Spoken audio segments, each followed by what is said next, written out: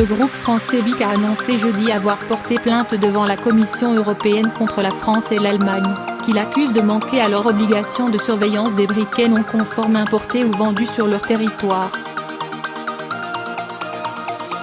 Selon le groupe, 73% des modèles de briquets disponibles en Europe ne sont pas conformes à la norme internationale de sécurité de base en la matière, une proportion qui monte à 86% s'agissant de la France et de l'Allemagne.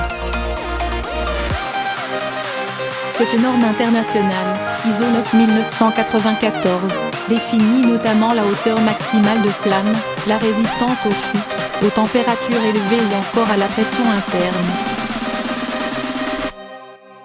Les briquets sont à l'origine d'environ 30 000 accidents graves par an dans l'Union européenne, c'est-à-dire des brûlures du 3e degré, affirme BIC dans un communiqué. Pourtant, de 75% à 80% des accidents en France et en Allemagne pourraient être évités si tous les produits en circulation respectaient les exigences de la norme ISO, selon des études diligentées par le groupe. Ce sujet est un cheval de bataille de BIC depuis des années.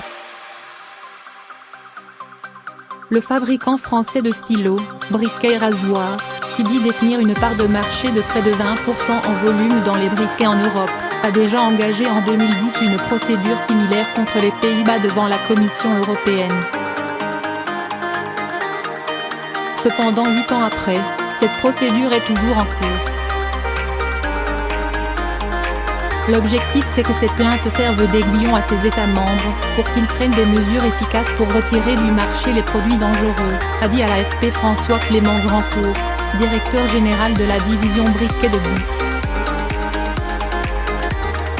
Le gros des importations européennes de briquets, venant majoritairement d'Asie, arrive par les ports de Hambourg, Allemagne, et de Rotterdam, Pays-Bas.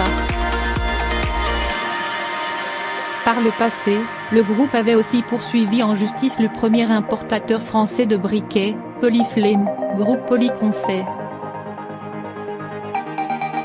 En 2016, la Cour de cassation avait reconnu la non-conformité de certains modèles de cet importateur.